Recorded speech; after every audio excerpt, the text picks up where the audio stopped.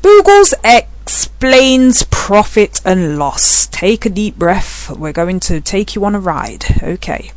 So what is profit and loss? We have an example here of Red Hot Body Limited. Profit and loss to the 31st of March 2011. So what we have here is the sales turnover, as in fees. Then we have the cost of sales, which comes to 1340, and then we have the gross profit. From the gross profit, you then take all of the expenses, and the expenses can be things like accountancy fees, bad debts, heat and light, postage, rent, that kind of thing. You take off the expenses, and then you're left with a figure which is called the net profit before tax. And that figure, the 4209, is what you then pay tax on, corporation tax or individual tax. Generally, that's your profit and loss.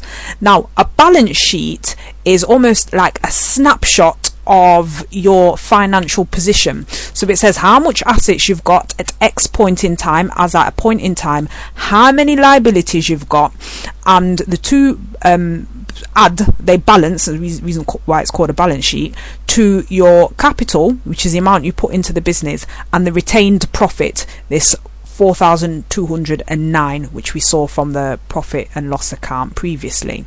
So the balance sheet and the profit and loss, they tie up. Profit and loss, if we look back, several ways in which we can improve on the profit and loss. Mainly is looking at this top bit here and looking at our sales turnover. If we can increase our sales turnover, we will increase our net profit. Likewise, another way we can improve the profit and loss is if we can reduce our expenses and make this 43,266 less, then this in turn will increase our net profit. So two ways in which we can improve the profit and loss: increase the fees, increase the sales turnover, or decrease the expenses. Those are the two ways. Let's just move on. So that's that.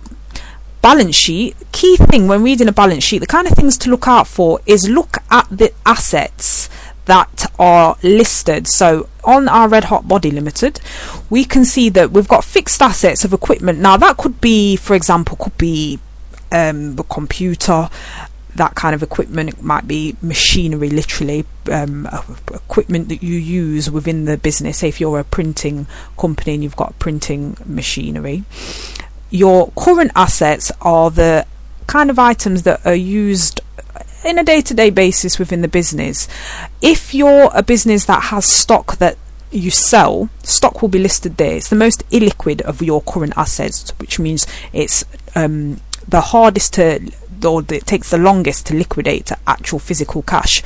The most liquid is just cash in hand, and current assets are normally listed in that order.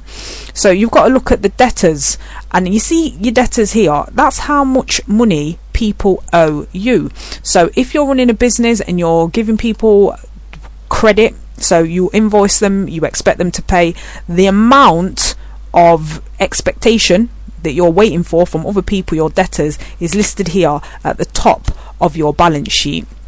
Always remember, a sale is not a sale really until it's actually coming in cash. So whilst it's very possible that your sales look very high on your profit and loss account, if it's only sales on credit, it's just going to sit here in the balance sheet until you realise that into actual physical cash. And that's why it's quite possible to look very profitable on paper, have very high sales, but yet, you know, have no cash in the bank because no one's actually physically paid the cash for those sales just yet. Important also when reading a balance sheet, the other thing to look out for is the debt levels. How much is the creditors? How much does that company owe to other people? And those creditors might be inland revenue, it could be in the form of the VAT bill, it could be an overdraft, it could be wages and salaries owed to the staff. So always look at the kind of debt level as opposed to how many assets they've got. Ideally you want at least £2 or $2 worth of asset for every £1 of liability and debt. So that was Boogles the bookkeeper explaining profit and loss. very good book here called Bookkeeping Made Simple, The Boogle Story, written by Lisa Newton, that you might want to check out. It's available on Amazon and from all fabulous bookshops, or take a look at boogles.co.uk.